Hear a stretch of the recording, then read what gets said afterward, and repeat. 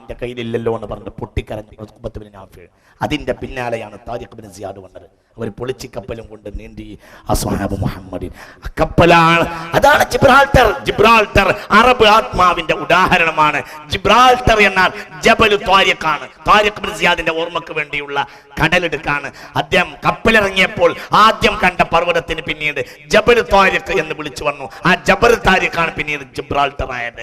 സ്പെയിനിന്റെ കവാടമാണ് Gibraltar. Gibraltar ആത്മവാദിയുടെ പ്രതീകമാണ്. അവിടെ നിന്നാണ് യൂറോപ്പിന് ആത്മാവ് കിട്ടിയത്, ആത്മീയ വിജ്ഞാനം കിട്ടിയത്. ഇവിടെ സാമൂതിരിയുടെ അടുത്തേക്ക് ഇങ്ങോട്ട് കയറുമ്പോ ഇവിടെ കപ്പല് നിർത്തിയിട്ടിട്ട് ആ കിട്ടുന്നത് കട്ടുകൊണ്ടുപോകാൻ വേണ്ടി അയാളുടെ സ്തൂപമാണ് ഇവിടെ കാണുന്നത്. പക്ഷെ ഇവിടെ ആത്മീയ ജ്ഞാനം നിറച്ചു വന്നൊരു ജനത ഉണ്ടായിരുന്നു. ഈ മണ്ണിൽ മരിച്ചുപോയി. അവരിവിടെ നിന്ന് അവരങ്ങോട്ട് പോയി മരിച്ചിട്ടില്ല. ഇവിടെ വന്ന് ഈ മണ്ണിൽ കിടന്ന് മരിച്ചു. മാലിക് ബിൻ ദീനാർ അവര് ഒന്നുമില്ല, അവരിവിടെ കിടന്നാ മരിച്ചത്. അവരിവിടുത്തുകാരായി. കൊണ്ടുപോകാനൊന്നുമില്ല, കൊണ്ടുപോവുകയും വേണ്ട. കയ്യിലുള്ളൊക്കെ ഇവിടെ തന്നെ നിസ്സാരമായി ജീവിച്ച് ഇവിടെ തന്നെ മരിച്ചു. വാസ്കോഡി ഗാമയുടെ ഖബർ കേരളത്തിലല്ല. കാരണം വാസ്കോഡി ഗാമ നമ്മളെ കട്ടുകൊണ്ടുപോകാൻ വന്നതായിരുന്നു. നമ്മൾ ചിന്തിക്കണം. വാസ്കോഡി ഗാമയുടെ സ്തൂപം മാത്രമാണ് കേരളത്തിലുള്ളത്. വാസ്കോഡി ഗാമ നമ്മളെ കക്കാൻ വേണ്ടി വന്നത്. ഒന്നും വിചാരിക്കരുത് അയാളെയാണ് ഇന്ന് ഏറ്റവും വലിയ സാംസ്കാരിക നായകൻ. ഇതും മറ്റൊരു വസുവാസാണ്. അതൊരു വസുവാസാണ്. നോക്കൂ നിങ്ങൾ, രണ്ടാള് വിദേശികൾ വൈദേശികാധിപത്യം എങ്ങനെ പറയാ, വാസ്കോഡി ഗാമയെ വേണമെങ്കിൽ പറയാ, അയാളെ ഫിലോസഫിയെ പറ്റി പറയാ. ഇത് ഈ മണ്ണിൽ ലയിച്ചതാണ്. മിൻഹാ ഖലഖനാകും വഫീഹാ നുഈദുകും വമിൻഹാ നുഖ്രിജുകും താറത്തുൻ ഉഖ്റാ. Malik bin Dinar, Habib bin Dinar ഇവിടുന്ന് ഇങ്ങോട്ട് ഇറങ്ങി വന്നാൽ അതിഞ്ഞാലുണ്ട് ഉമർ സമർഖന്ദി എന്നൊരു മനുഷ്യൻ. ഞാൻ ആ വഴിക്കൊക്കെ വരുമ്പോ അങ്ങനെ അത്ഭുതപ്പെടാറുണ്ട്.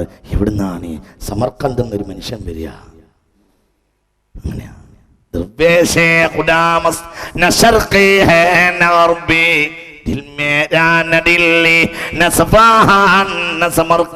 എന്ന് പറഞ്ഞ സമർഖന്ദ്, സമർഖന്ദിൽ നിന്ന് വരികയാണ് ബഹുമാനപ്പെട്ട ഉമർ സമർഖന്ദി റളിയല്ലാഹു ഉറക്കെ പറ വന്നു പോയതല്ല, ഇവിടെ കിടന്ന് മരിച്ചു. അടിഞ്ഞാലിൽ കാസർകോട്ടിനിപ്പുറം കാഞ്ഞങ്ങാടിനപ്പുറം മരിച്ചു കിടക്കുന്നുണ്ട് ഉമർ സമർഖന്ദി. അപ്പുറത്തുണ്ട് പെരിങ്ങത്തൂരിൽ ഒരാൾ, നീണ്ടു കിടക്കുന്നുണ്ട് ഒരാൾ പെരിങ്ങത്തൂര് അരികിൽ കുഫി. വന്നിട്ട് കട്ടുകൊണ്ടുപോയതല്ല, ഈ മണ്ണിൽ ലയിച്ചത്. അവർക്കൊന്നും കൊണ്ടുപോകാൻ വന്നതല്ല. ഹൃത്തടത്തിൽ നിറച്ച് ഇവിടെ വിതരണം ചെയ്യാൻ വന്നവരായിരുന്നു അവർ. അസ്ഹാബ് മുഹമ്മദ്,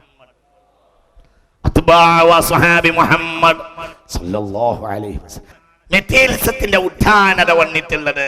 അറബ് നാഗരികത തകർന്നു പോയി. അറബ് നാഗരികത കട്ടുകൊണ്ടുപോകാൻ വേണ്ടി വന്നതായിരുന്നില്ല. ഒന്നവർക്ക് ലക്ഷ്യമില്ല. അറബ് നാഗരികത ലോകത്ത് വന്നത് വിജ്ഞാനത്തിന്റെ വെളിച്ചം ലോകത്തെത്തിക്കാൻ വേണ്ടി. ഒന്നും കട്ടുകൊണ്ടില്ല, ഒന്നുമില്ല. എല്ലാരും താരിഖ് അവിടെ കിടന്ന് മരിച്ചു. അബൂ അയ്യൂബ് അൽ അൻസാരി തുർക്കിയിൽ കിടന്ന് മരിച്ചു. സഅദ് ബിൻ അബീ വഖാസ് റളിയല്ലാഹു അൻഹു ചൈനയിൽ കിടന്ന് മരിച്ചു. റളിയല്ലാഹു ഉറക്കെ പറ. തമീം അൽ അൻസാരി ഇന്ത്യയിൽ കിടന്ന് മരിച്ചു. ഒക്കെ ആ മണ്ണ് കിടന്ന് മരിച്ചവരാ. കൊണ്ടിട്ടില്ല. ഇംഗ്ലീഷുകാര് അഥവാ മൂക്ക് മുറിഞ്ഞ് വീണ് പോയപ്പോ ഉണ്ട്. എന്റെ നിലമ്പൂര് ഒരു സാഹിബിന്റെ ഖബറുണ്ട്. അതിന് കാരണം അയാളാണ് പിന്നെ ഈ മണ്ണിന്റെ പൊലിമ മനസ്സിലാക്കിയിട്ട് പുതിയ തേക്ക് പ്ലാന്റേഷൻ നടത്തിയ ആള് ഈ സായിപ്പാണ്. ഈ സായിപ്പ് കരുളായിക്കപ്പുറം നെടുങ്കയം ഫോറസ്റ്റില് പിന്നെ അയാൾ വലിയ നീന്തലുകാരനായിരുന്നു. നീന്തുന്നതിനിടയിൽ പെട്ടെന്ന് മരിച്ചുപോയി. അതുകൊണ്ട് സായിപ്പിന്റെ ഖബർ അവിടെ കിട്ടിയിട്ടുണ്ട്. മാതാമന്റെ ഖബറില്ല. മാതാമ ശേഷം പോയി. അങ്ങനെയാണ് അവര്. മാതാമോ അങ്ങനെ ആയി പോയിരുന്നു. അതവരെ രീതിയാണ്. അവരങ്ങനെയാണ്. അവരിവിടെ നിന്നവരല്ല. അങ്ങനെ ആ സായിപ്പ് നിലമ്പൂർ പുതിയ തേക്ക് പ്ലാന്റേഷൻ ചെയ്ത ആ സായിപ്പ് നീന്തുന്നതിനിടയിൽ നെടുങ്കയം കൊളക്കടവിൽ വെച്ച് മരിച്ചത് കൊണ്ട് ഞങ്ങൾക്ക് നിലമ്പൂർക്കാർക്ക് ഒരു തൗഫീക്ക് കിട്ടിയിട്ടുണ്ട്. അയാളെ ഖബർ ഇടക്കിടക്ക് കാണാനുള്ള തൗഫീക്ക് ഉണ്ട് ഞങ്ങൾക്ക്. മറ്റേ ഏത് സായിപ്പിന്റെ അത്രയൊക്കെ സായിപ്പന്മാരുണ്ടായിട്ട് ഒരു സായിപ്പിന്റെ ഖബറയുടെ പറഞ്ഞാൽ നിങ്ങൾ പറയും നേരെ മറിച്ചോ കുറഞ്ഞ 10-12 ആളോ അവരെ തുടർന്ന് വന്ന 8-10-15 ആളോ ഇവിടെ വന്നിട്ടുള്ളൂ. അവരുടെ ഒക്കെ ഖബർ കേരളത്തിലുണ്ട്. കാരണം അവർ കക്ക മണ്ണവരായിരുന്നില്ല. അതാണ് കാരണം. ബുദ്ധിയുള്ളവർക്ക് ചിന്തിക്കും. അപ്പോൾ ഇത് അധിനിവേശമല്ല, ഇത് ലയനാണ്. അധിനിവേശം അതാണ്. ഇംഗ്ലീഷ് അധിനിവേശമാണ് അധിനിവേശം. മുഹമ്മദീയ അധിനിവേശമല്ല, മുഹമ്മദീയ ലയനാണ്. അതിൽ സന്തോഷിക്കല്ലേ വേണ്ടത്? ലയനത്തിൽ സന്തോഷിക്കല്ലേ വേണ്ടത്? ഒരു പാർട്ടി നമ്മളെ പാർട്ടിയിൽ ലയിക്കാൻ നമ്മൾ സന്തോഷിക്കല്ലേ വേണ്ടത്? അറബ് സമൂഹത്തിൻ്റെത് ലയനമാണ്. അധിനിവേശം ഇംഗ്ലീഷുകാരുടേതാണ്. മനസ്സിലാവണില്ലേ പറഞ്ഞത്? ഇംഗ്ലീഷുകാർ അധിനിവേശം നടത്തി തിരിച്ചുപോയി, അങ്ങനെ വന്നു തിരിച്ചുപോയി, അത്രയേ ഉള്ളൂ. മറ്റൊരോ ലയനാണ്. മൗണ്ട് ബാറ്റന്റെ പോലും ഖബർ ഇന്ത്യയിലില്ല. മൗണ്ട് ബാറ്റന്റെ ഖബർ പോലും ഇന്ത്യയിലില്ല. നിങ്ങൾ ചിന്തിച്ചു നോക്കി. നമുക്കൊരു കുറച്ച് ഉപകാരിയായ സായിപ്പായിരുന്നു മൗണ്ട് ബാറ്റൻ. മൗണ്ട് ബാറ്റന്റെ ഖബർ പോലും കേരളത്തിൽ ഇന്ത്യ കിട്ടിയില്ല. എന്നിട്ട് പറയായിരുന്നു അതിന് വില നമ്മൾ കാണുന്നില്ല. ഈ മണ്ണിൽ ലയിച്ചവരെ നമ്മൾ സാംസ്കാരിക അധിനിവേശം എന്ന് പറയുന്നു. ഈ മണ്ണിന്ന് കട്ടുകൊണ്ടുപോയവരെ ആകട്ടെ നമ്മൾ തിരിച്ചറിയുന്നുമില്ല. അതും ഒരു വിശ്വാസമാണ്. അതുമല്ലാതെ ഉണ്ടാകുമെന്ന് പുണ്യനബി പറഞ്ഞിട്ടുണ്ട്. അറബ് നാഗരികത തകർന്നു പോകും. അറബികൾക്ക് എന്തുകൊണ്ട് അവര് വരെ പിന്നാലെ പോവും. അത് തന്നെ പിന്നാലെ ആക്കാൻ വേണ്ടി ഇബ്നു ആമിറിനെ പിന്നാലെ ആക്കാൻ വേണ്ടി ഒരു സെക്കൻഡ് നോക്കിയിട്ടുണ്ട് ആര്? റുസ്തും. പക്ഷെ അവിടെ വീണില്ല. പക്ഷെ പിന്നീട് പലരും നൂറ്റാണ്ടുകൾ കഴിഞ്ഞപ്പോൾ വീണുപോയി. അതാണ് പ്രശ്നം. പണത്തിന്റെ പിന്നാലെ വീണുപോയി. പണം അവർക്ക് ലക്ഷ്യമായിരുന്നില്ല ആദ്യകാലത്ത്. റുസ്തും വീഴ്ത്താൻ നോക്കിയിട്ടുണ്ട് ഇബ്നു ആമിറിനെ റളിയല്ലാഹു അൻഹു. പക്ഷെ വീണില്ല. ലക്ഷ്യമടല്ല.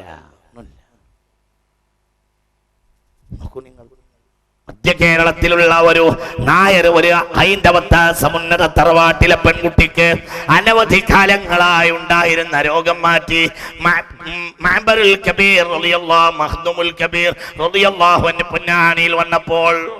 പൊന്നാനിയിൽ വന്നു. മഅ്ബറിൽ നിന്ന് വഴി പൊന്നാനിയിൽ വന്നു ബഹുമാനപ്പെട്ട മഖ്ദൂമുൽ കബീർ റളിയല്ലാഹു അൻഹു.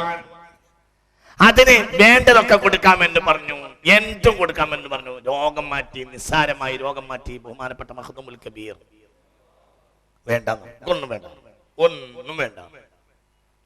വേണ്ട, ഒന്നും സ്വീകരിച്ചില്ല. നിർബന്ധിച്ചു. ഒന്നുമില്ല, ഞങ്ങളെ മര്യാദക്കെതിരാണ്, ഒന്നും തരാതിരിക്കാൻ പറ്റില്ല. അപ്പോൾ പറഞ്ഞു, എനിക്ക് പൊന്നാനി കടൽ തീരത്തൊരു പള്ളി ഉണ്ടാക്കണം, ആ പള്ളിക്കുള്ള മരം തന്നോളൂ. ആ കാണുന്ന തേക്ക് പള്ളിക്ക് കൊടുത്താൽ മതി, ഒന്നും വേണ്ട, അതുകൊണ്ടാണ് പറഞ്ഞു. പക്ഷെ അപ്പൊ നമ്പൂരി നായരൊന്ന് പരീക്ഷിച്ചു. തേക്ക് കൊണ്ടുപോയിക്കൊള്ളൂ, പക്ഷെ ഒരു രാത്രി കൊണ്ടുപോകണം. നേരം വെളുക്കുന്നതിന് മുമ്പ് അവസാനത്തെ പീസും തീർന്നിരിക്കണം. തേക്ക് കൊണ്ടുപോയതിനു ശേഷം തേക്കിന്റെ ഒരടയാളം പോലും എൻ്റെ മുറ്റത്ത് ശേഷിക്കാൻ പാടില്ല എന്ന് പറഞ്ഞു. കഴിവൊന്നും കൂടി പരീക്ഷിക്കാൻ. അപ്പോൾ പറഞ്ഞു, തേക്ക് കൊണ്ടുപോവാം, ഒരു രാത്രി കൊണ്ടും കൊണ്ടുപോകാം, പക്ഷെ ഒരു കണ്ടീഷൻ ഉണ്ട്. അടയാളം രാവിലെ ശേഷിക്കുകയും ഇല്ല, പക്ഷെ ഒരു കണ്ടീഷൻ ഉണ്ട്, രാത്രി വാതിൽ തുറക്കരുത് എന്ന് പറഞ്ഞു. ആ രാത്രി കൊണ്ടുപോയി മഖ്ദൂമുൽ കബീർ. ഒറ്റ രാത്രി മഖ്ദൂമുൽ കബീർ റളിയല്ലാഹു അൻഹു കൊണ്ടുപോയി. പിറ്റേന്ന് മുറ്റത്ത് നായർ കുടുംബം ഇറങ്ങി നോക്കുമ്പോൾ അവിടെ അങ്ങനെ തേക്കുള്ളത് പോലെ അടയാളം പോലും ഉണ്ടായിരുന്നില്ല. അതാണ് പൊന്നാനി വലിയ ജമാഅത്തുൽ തേക്ക്. ഒറ്റ തേക്കൊണ്ടാണ് പള്ളി ഉണ്ടാക്കിയത്. അതൊക്കെ മനുഷ്യന്മാരാ. അതുകൊണ്ട് കേരളത്തിലെ ഏറ്റവും വലിയ കലാശില്പമായ കലാചാതുര്യമുള്ള ഏറ്റവും മനോഹരമായ പള്ളി കേരളീയർക്ക് ഉണ്ടാക്കി കൊടുത്തു. കട്ടുണ്ടായതല്ല. എന്നിട്ട് ഈ മണ്ണ് കടന്ന് മരിച്ചു മഖ്ദൂമുൽ കബീർ. മഖ്ദൂമിന്റെ മകൻ ഇവിടെ നിന്ന് വീണ്ടും സഞ്ചി നിറക്കാൻ വേണ്ടി പോയി. അവിടെ പോയി പഠിച്ചിട്ട് ഇവിടെ കൊണ്ടുവന്ന് വിതരണം ചെയ്തു. ഇവിടെ മരിച്ചിടക്കുന്നത് ഈ കോഴിക്കോട് ജില്ലയിൽ മഖ്ദൂമുൽ സാനി റളിയല്ലാഹു അൻഹു. ആ മനുഷ്യൻ മലയാളത്തിന്റെ മഹത്വം വാനോളം ഉയർത്തി. മഖ്ദൂമുൽ സാനി എല്ലാവരും കട്ടുകൊണ്ടുപോയ ഒരാളും ആ കൂട്ടത്തിലില്ല.